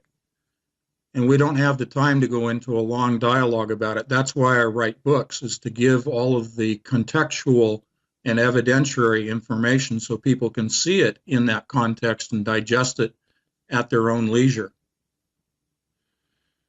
I want to ask you, and I'm being funny. Did you fall and hit your head when you were a kid to get all this? You know how some prodigies, they have head injury and all of a sudden they can play the piano, not like Beethoven, okay, or talk French or whatever. I mean, my goodness, this is incredible stuff. And that was not a disparaging comment. That was no, I don't take it that way. Yeah, I mean, wow. I'll give you a flippant response. Okay. I was born 2 blocks from UC Berkeley, where the Human Genome Project started. Okay, I have been dropped. I mean, it's ridiculous. I've been dropped into so many things. Let me give you just a quick pebbles on the trail scenario. I was born at Berkeley, which is where they developed the particle accelerators with Dr. Lawrence. That was where they developed the atom bomb with Oppenheimer and Lawrence, okay, and Teller. I grew up in that neighborhood. My father was a general practitioner. His patients, many of whom worked at the Rad Lab up on the hill. When I was 10 years old, I was taken up to on a tour with my father by one of his patients, a physicist who ran the cyclotron. And I walked across the tops of the magnets of the cyclotron as a child. And this is a massive circular ring of magnets. And they were using them for a host of things, but they were developing isotopes for the treatment of cancer, specifically thyroid cancer. And I witnessed a patient being bombarded in his tumor in the neck by the cyclotron in the early days of oncology. So I was immersed in this. Now, Lawrence Livermore Laboratory is a 20-minute drive from where I grew up. The human genome was mapped in Walnut Creek, which is next door to where I grew up. It's the next town over. When I was in the Army, I was in West Germany in the 70s, and I was assigned to nuclear warheads, and that's when I first learned about CERN over the hill in Switzerland. And ever since the 70s, I've been tracking this and studying this as a hobby. And I think I told you in one of my first interviews with you, you asked me, how did I start writing? Well, about late 2012, I literally felt what I would describe as a switch being thrown in the corner of my brain. And the Holy Spirit opened up to me and said, you need to start writing books. You need to start talking about what I've been showing you. That doesn't make me a prophet, and it doesn't make me special. I simply am telling you that since age 16, I have been a witness for Christ. And I've had my ups and downs, but boy, he sure grabbed a hold of me. And he said, you need to start talking about this because you understand it and you can translate it. I've done many years of teaching.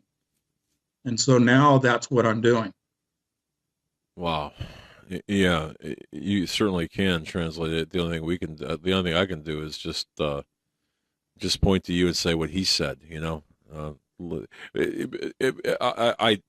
fooling around a little bit, but because this is heavy stuff, and sure. What you're talking about, I mean, this is really. I mean, what else? What's more important than this? No, I don't want to say assuming. This is happening, right? I mean, this is taking place. It's not it's not a covert agenda anywhere. I mean, it's not covert. It's so people can check this out. Go to anthonypatch.com too, by the way. Revising Reality is his book. Yeah, I can't think of anything more important to talk about than this. That's for sure. Party contestants will receive a year's supply of Rice-A-Roni San Francisco treat. I don't know why I said that. Our guest is Anthony Patch. anthonypatch.com. anthonypatch.com. Just a tremendous wealth of information. Tremendous wealth of information. Go to his website, anthonypatch.com. Revising Reality is the newest book. Grab a hold of that. It's a fascinating read. Here, right back, sir. We got 3 minutes.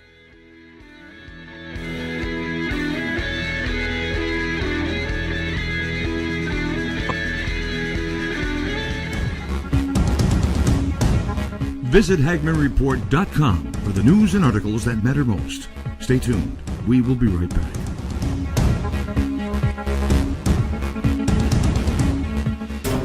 In a thrilling series of novels, T.C. Joseph takes us into the lives of 3 families who struggle to maintain normal lives in a world where conspiracy theory and Bible prophecy collide. T.C. Joseph's viewpoint of alternative history and understanding of prophetic events will change your view of the world and the events on our horizon. Kirkus Review states, readers of end times fiction will be hard-pressed to find it done more intriguingly than this. Extremely readable and fast-paced. Blue Wink Reviews boldly states, fans of Tim LaHaye's Left Behind series and Tom Perrotta's The Leftovers will find this thought-provoking series absolutely riveting. Order your copies of T.C. Joseph's This Generation series from Amazon.com. Book 1, Precipice. Book 2, Pentecost. And Book 3, Penance. Honey, Why aren't the tomatoes coming up? You planted the seeds you saved from last year's crops, right? Yeah, so what? So where'd you get that seed in the first place? I bought them from Jake down at the feed store. Some sort of high-yield hybrid he was pushing. Oh, no. Folks, you shouldn't save seeds from hybrids. They may be sterile, and none of it will reproduce true to type. Not a good plan if you wish to be self-sufficient and provide for your family's food needs. Open pollinated heirloom seed is the only way to go. Texas Ready's Liberty Seed Bank has over 75 varieties which are nutritionally balanced to provide your family with all the produce they'll need. Buy your seeds one time and you can expect the same bountiful harvest year after year. Go to TexasReady.net and order your heirloom seed bank today. That's TexasReady.net. Are you Texas Ready? That's TexasReady.net.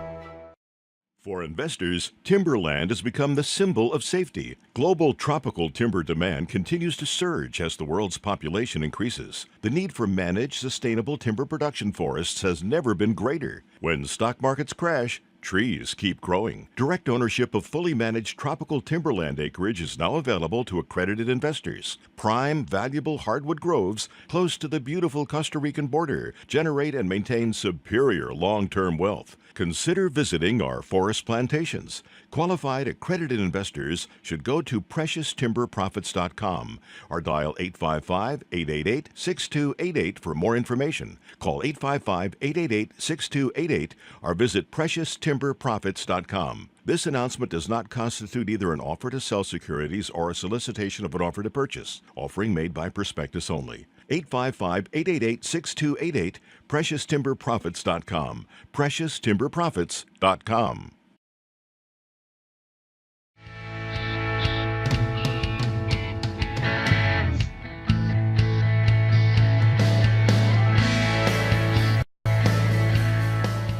The Hagman and Hagman Report, HagmanReport.com. That's the place to go.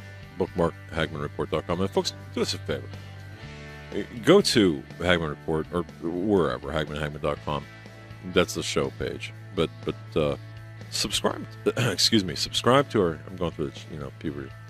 Subscribe to our YouTube channel. Subscribe to our YouTube channel, please. That reinforces. I mean, even if you're listening to this on BTR, whatever venue you're listening to this on, subscribe to our YouTube channel. It increases our visibility. They're playing with numbers. It's just an amazing thing what they're doing. But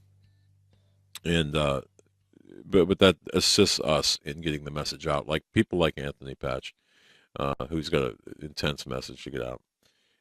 This stuff is fascinating. We're gonna be asking Anthony Patch here about quantum computers, the cube, so on.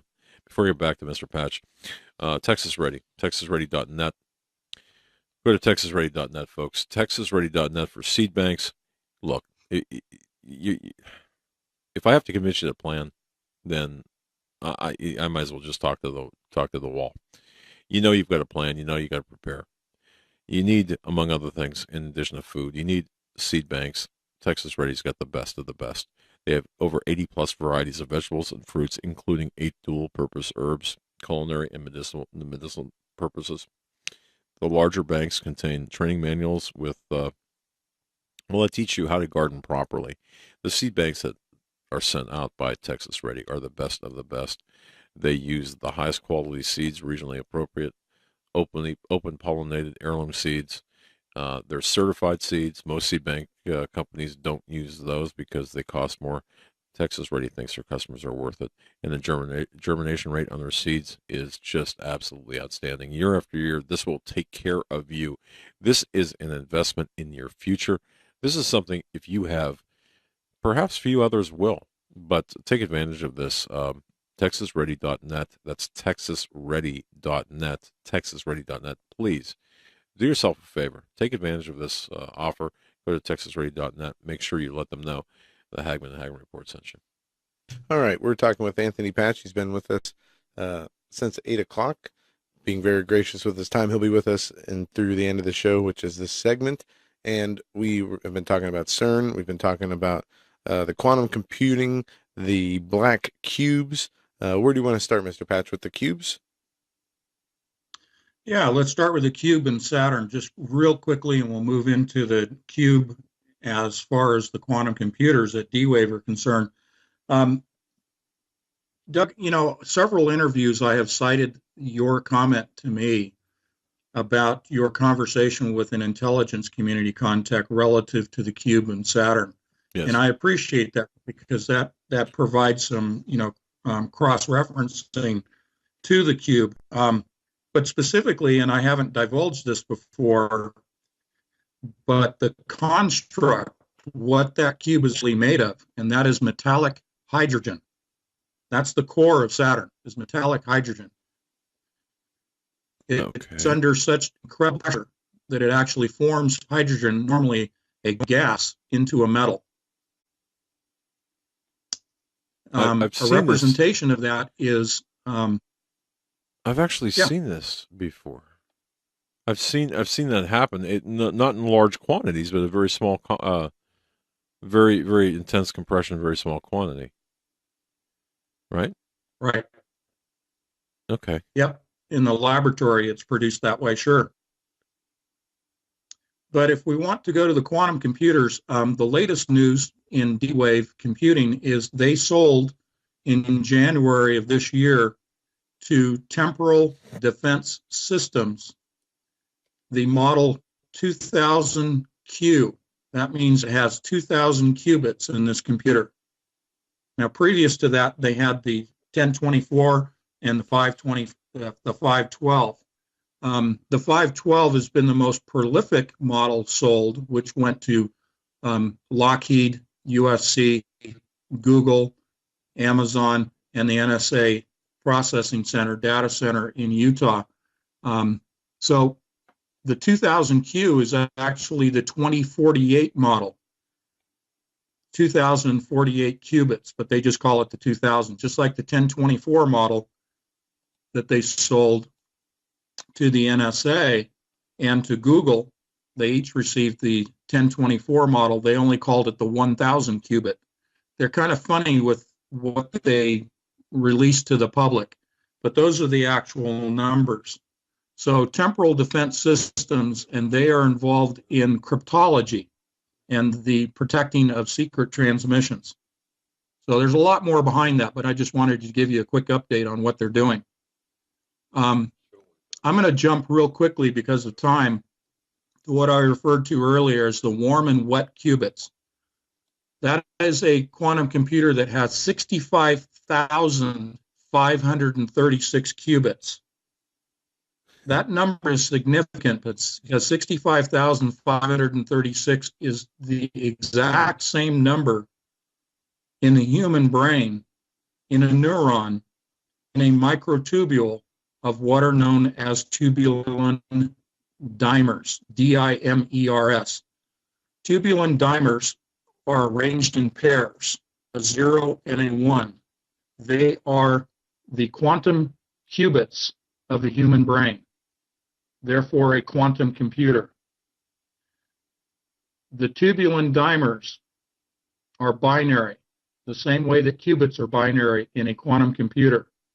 Therefore, D-Wave modeled the number of tubulin dimers in a microtubule, and the microtubules make up the human neurons.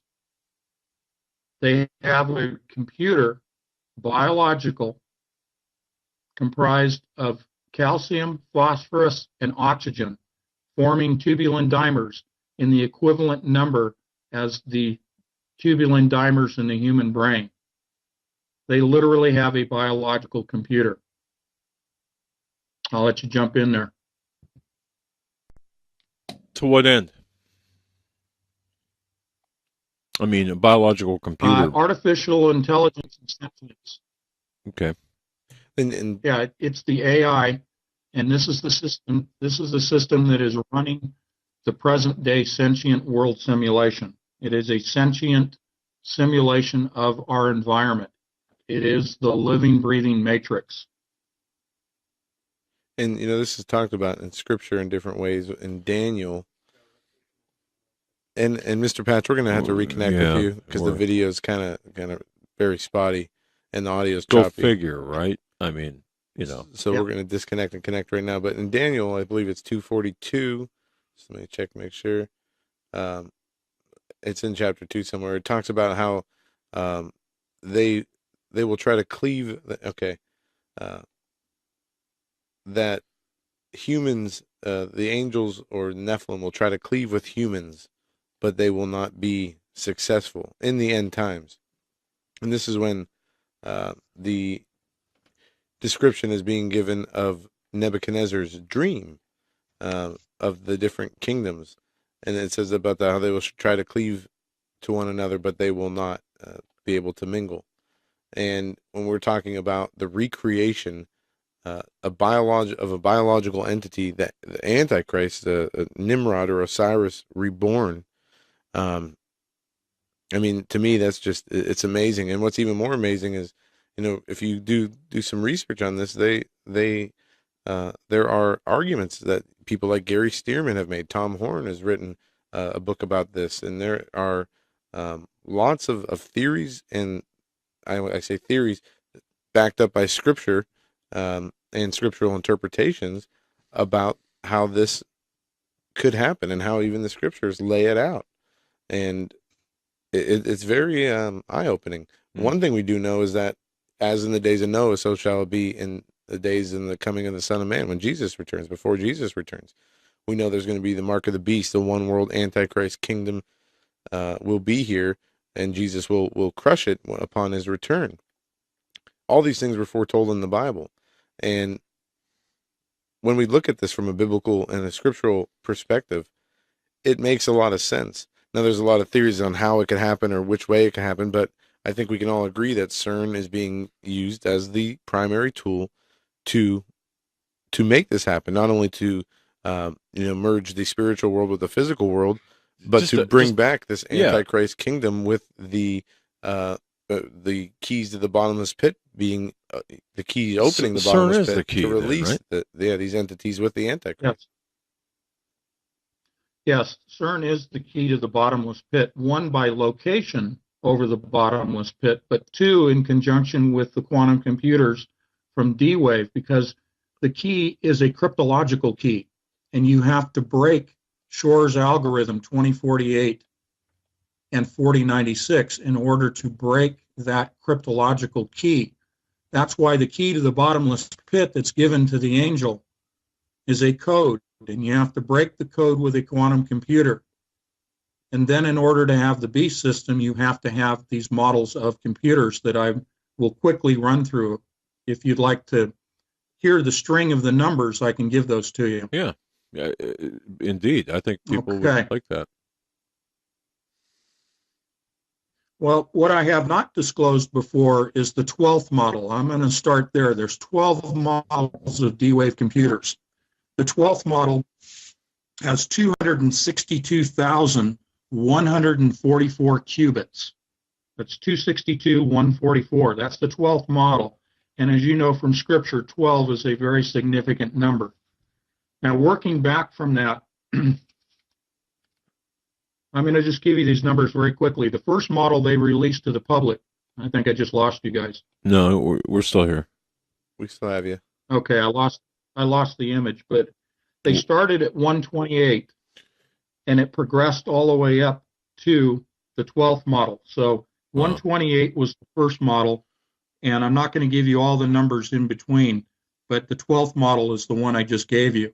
So the biological computer that I mentioned at 65,000 was the 10th model. They've got two more beyond that. The sentient world simulation that I mentioned is from Purdue University, 2006, their white paper, 2007, the simulation went live.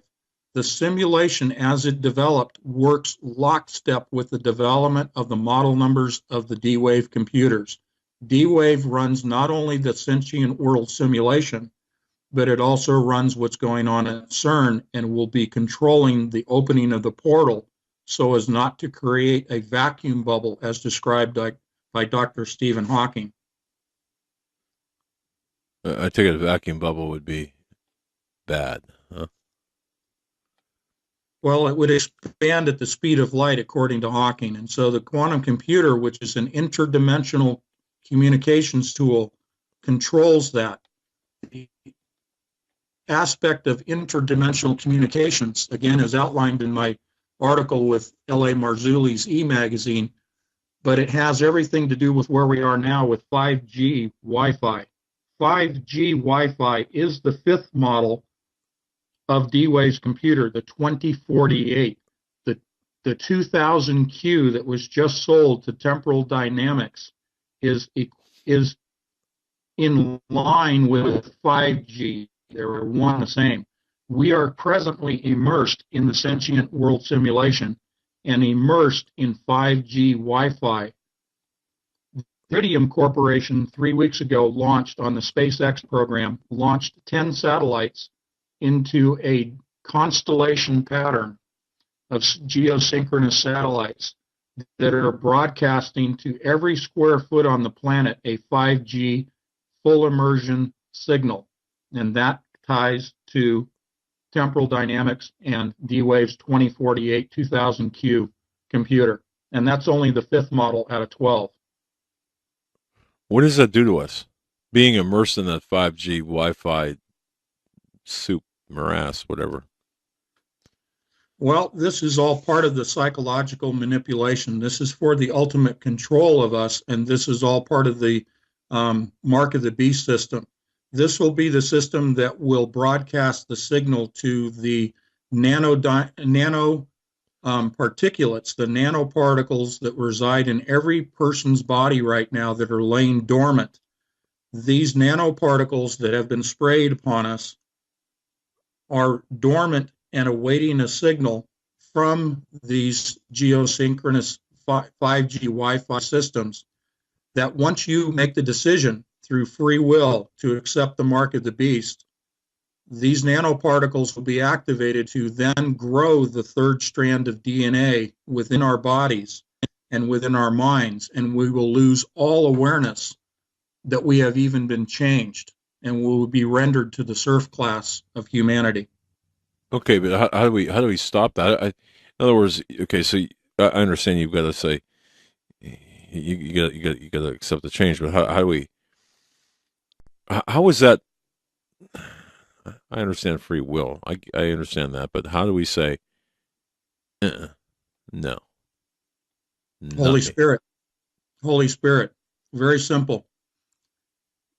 Yeah. Go to Jesus Christ on bended knee.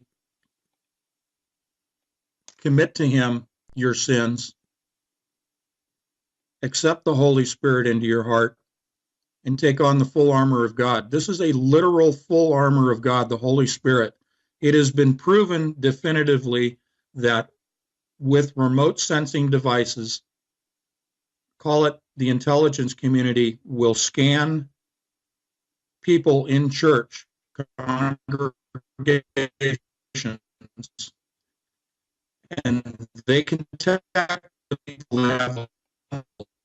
that their DNA is vulnerable. This is not conjecture. I read the papers, and I present you the facts. Wow. Therefore, the full armor of God from the Holy Spirit protects and shields our DNA from this signal that will activate the dormant nanoparticles. It was interesting. I just read a story yesterday.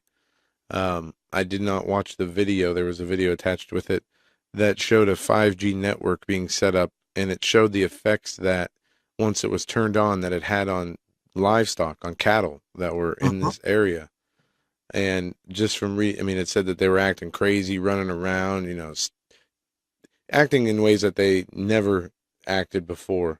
And it does raise the question, when Dr. Ted Broer is a guest on our show all the time, he talks about how, we need to do what we can, turn our phones, turn our Wi-Fi off, especially when we're going to sleep, to protect ourselves from this, because we are, there's still a lot of questions about what effects this can have on you. Can it influence you? Can it alter your moods, your behaviors? We already know that DARPA and the government have created a number of different weapons, from being able to project voices directly into your head, to be able to microwave your insides, and weapons to make you have anxiety, to give you stress, to make you angry, to alter your moods and to alter the way you feel. Absolutely. It's a control system. Yeah. Okay, but how soon, if the mechanisms are in place, what are we waiting for? Yeah. I think we're waiting for September. I think it comes full circle to our discussion. I think that what they're really waiting for, and I'm not putting a date to the rapture, but I believe that because the Holy Spirit is the restrainer, as I view the Holy Spirit, once the restrainer is lifted by way of the rapture, then everything they have in place that is standing in the wings, it's much like a baseball team. You got the guy who's waiting to go to bat. He's in the dugout. Everything's in the dugout and ready to go. I don't see that they need any further advancements in technology to achieve their goals that we've been discussing. So I think they're waiting for the rapture. All right.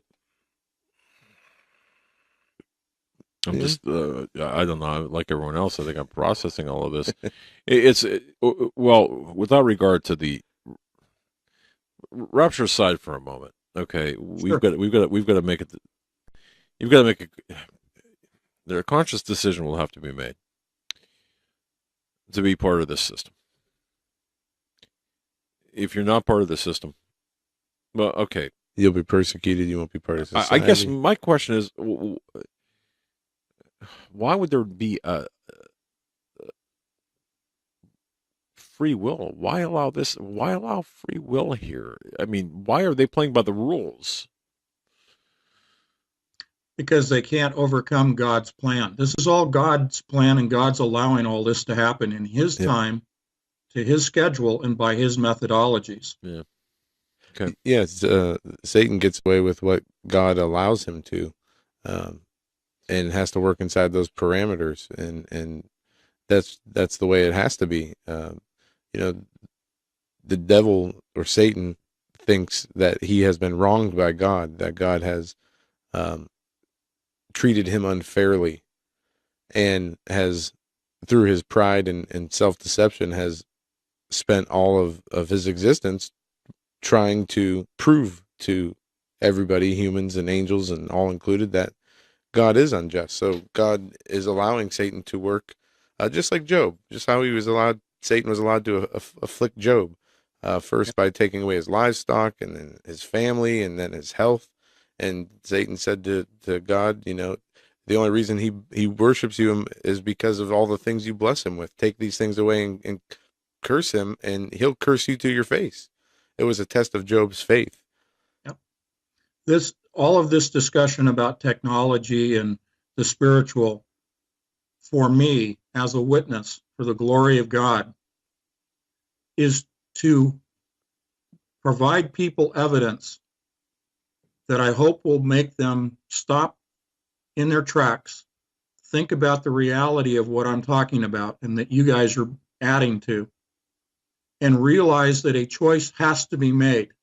You either go with God and Jesus Christ, or you go with Satan. There is no in between. Right. And this is the timing in which that decision has to be made. This is not fear-mongering. This is the hope. This is the everlasting salvation of your soul that we're talking about here. Set all the technology aside. Yeah, and Jesus already paid the price for our sins. Well, hang on a second, though. Okay, just on a practical sense. So there's going to be two kinds of people on this earth. One that said, ain't happening. And the other unknowingly or willingly transformed, unknowing to their previous existence. Right. Kind of, sort of. And remember, this is all going to come with a grand deception, with false lying signs and wonders. So, but the people who are on the fence, or didn't have an inclination about God or the devil one way or the other, it even says that if it were possible, even the very elect could be deceived. Okay. So what's coming? But those not deceived. I guess my question is, what kind of world is it going to be? What's it going to look like down at 5th and Main, or wherever? because there's not going to be a coexistence of these two classes or two types. Or No, there'll be the ruling class and the serf class. uh-huh. And of obviously, the population reduction, Agenda 21, right down the line, Georgia Guidestones, the whole thing. In the cashless society, of course, to keep track of everything and keep everyone in line. And Dad, you asked a question earlier. Why haven't they just obliterated us now? My first thought is always, well, we're their bread and butter. This is how they get their money, through taxes, and they get their work done through the manipulation and basically modern day slaves. But at the same time, we have to remember it's more than economics. It's a spiritual battle. Satan's not out to raise or pad a bank account. He's looking to steal as many souls as possible. He ultimately wants to kill everyone. He wants to take their soul. souls. Yep, he wants their souls right. first and foremost. Secondly, he if he can't take their souls, and even if he has their souls, then he will kill them. So why won't we be all wiped out at once? I mean, there might come a time during the tribulation or in those very last moments that happens, but the battle is for the soul, and it's not something that he can just say, I'm taking the soul. It has to be given either by default or by willingly. And he's going to need that grand deception to get as many of those souls as possible. And that grand deception is going to include his Antichrist. And if it's a spiritual being that appears through the creation that CERN has provided, then that's the way it happens. I mean, it's going to happen one way or the other. I guess the question is just, how, how and when, but we won't know the when till we see it. So few know about. I mean, it's got to be like just a fraction of people that really know about what's going on. Man, you try to explain this to your Uncle Fred. Well, it's all in the Bible. See, the part that's for me confusing, at least, is CERN and the mechanics, the mathematics, the science that's behind that. That's what confuses me, and it also confuses me that if these supernatural beings have such great abilities to influence, to deceive, and to make things appear as though they're not, and manipulate reality, why do they need a machine to do it? But Mr. Patch has laid out that in great detail, especially for the keys to the bottomless pit. Your book, Revising Reality.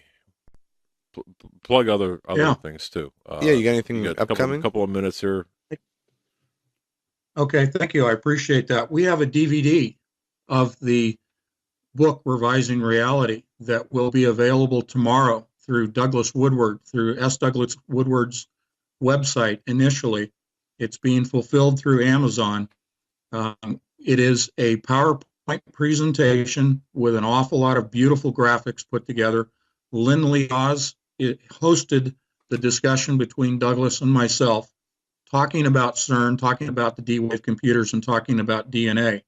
So the DVD is available, and it's a much faster way of gaining the same information as comprised in the book Revising Reality. Well, see, that's right up my alley. Okay. A DVD for that book. We gotta grab one of them. I need to watch that.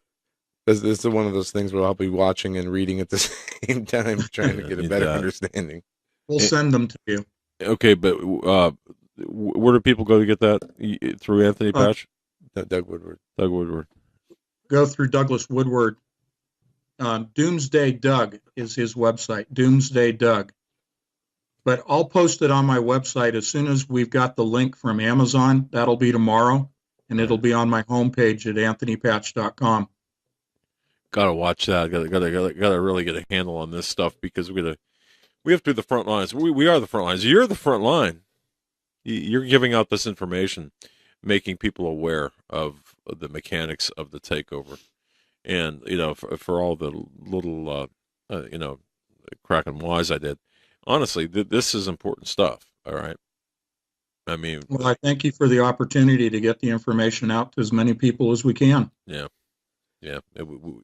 Thank you for your always a great interview. Always very challenging on my mind, And want to thank you for your generous gift of time and the information, and we look forward to having you back on in the future. Excedrin, man. Anytime. Thank you. Okay. Thanks, Anthony. Good night, gentlemen. Good night. Wow. Isn't that great? That's I'm going to have great. to go back and listen to some of that again, because when you're doing an interview like this, you're listening to what the guest is saying, but you're also trying to think of the next step in the questioning. Well, everyone and go back. The information is so complex. My mind just gets so gobbled up, with what he's talking about, and then the questions. Right. So if we seem confused or disjointed, it's because we were. No, we are. Because the information he shared is very intense and very exhaustive. But AnthonyPatch.com is his website. The Revising Reality DVD available tomorrow. Go to DoomsdayDoug.com. There should be the Amazon link for the DVD tomorrow. That'll do it for us tonight. Until tomorrow, stay safe. God bless. We'll be back.